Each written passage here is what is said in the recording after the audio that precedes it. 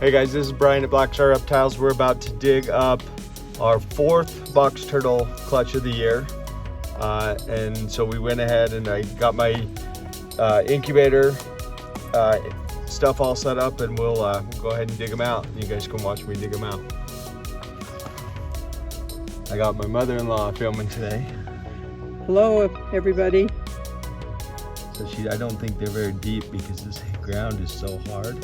So I'm gonna have to break away a lot of it.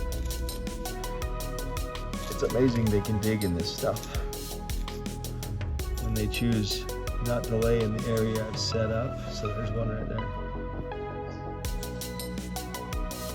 So I'm gonna mark them so I know the top. That way when I dig it up, if I move it,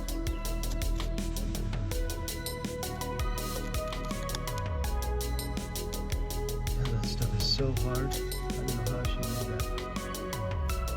It's amazing sometimes. Some of them can't dig in the real tough ground, but then some of them do.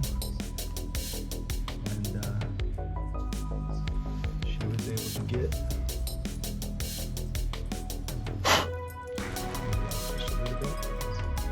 And you just keep them in the same orientation that you find them in.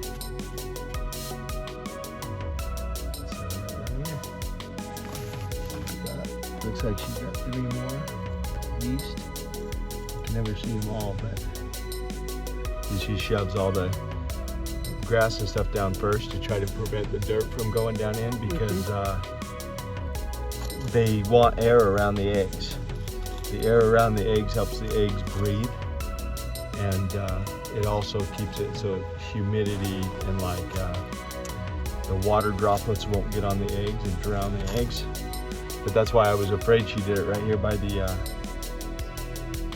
water piece, or my water canal, because if this filled up with water, it would just flood these eggs.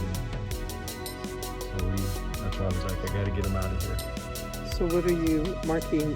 What is the marking for? So a box turtle egg, once it's laid and settles, the yolk connects to the top of the egg, and you can't turn it. If you do, it breaks off, and then the turtle, it won't lay, or it won't actually hatch. It won't actually grow.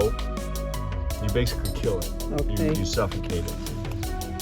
So that's, you know, which way's up? Yeah, so I mark them so that in case I'm pulling them out. I used to do it to where I just eyed it and tried to keep it, but I had a few that slipped sideways on me, and I wasn't able to remember or get it back to the right orientation. There is a way you can kindle the egg and just put the you can put the yolk in the right direction if you know what you're doing, which I do now, but back then I didn't know what orientation to put it in. So I tried and I still had 2 of them hatch, but ever since then I started marking them, because I'm like, marking them doesn't hurt the egg as long as you don't use a toxic pen. I guess you could use a toxic pen and it would hurt them, but I've always made sure I was really careful. Looks like there's at least 5 of them, and then I just place them back. These 2 eggs are really soft. Usually they harden up when they lay, but that's really soft still. So they're soft when they lay them, and then they have like a calcium cover that hardens, but it hardens after they're laid. So they're like, this one is a lot more hard. Like, it's not soft like that one. So I don't know, maybe that might not be a good egg. In my experience, if they're soft, they usually aren't good eggs. Okay. They're not fertile.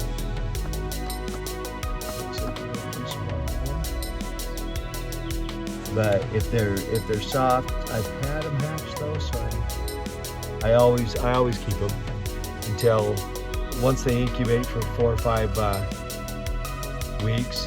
They start to grow mold if they're bad. Okay. And at that point I get them out so they don't mold on the good eggs. Right. But that right there's a good egg. It's Uh-huh. nice and hard. Okay. It's hardened up, whereas this one is really soft. Yeah. So it looks like that's all of the eggs, but we'll dig it out just to make sure and be really careful. I mean, there's a great big old rock that she's like dug around. Mm-hmm. But it's amazing how like I mean, I'm sure there's ground where they're from in Kentucky and stuff and in Tennessee that is hard like this. Yeah. But I just don't imagine them choosing. So yeah, that's Yeah. it. Okay. Choosing the hard spots. So there we have it. We got 5 Clutch 4 2025. Like and subscribe. Thanks.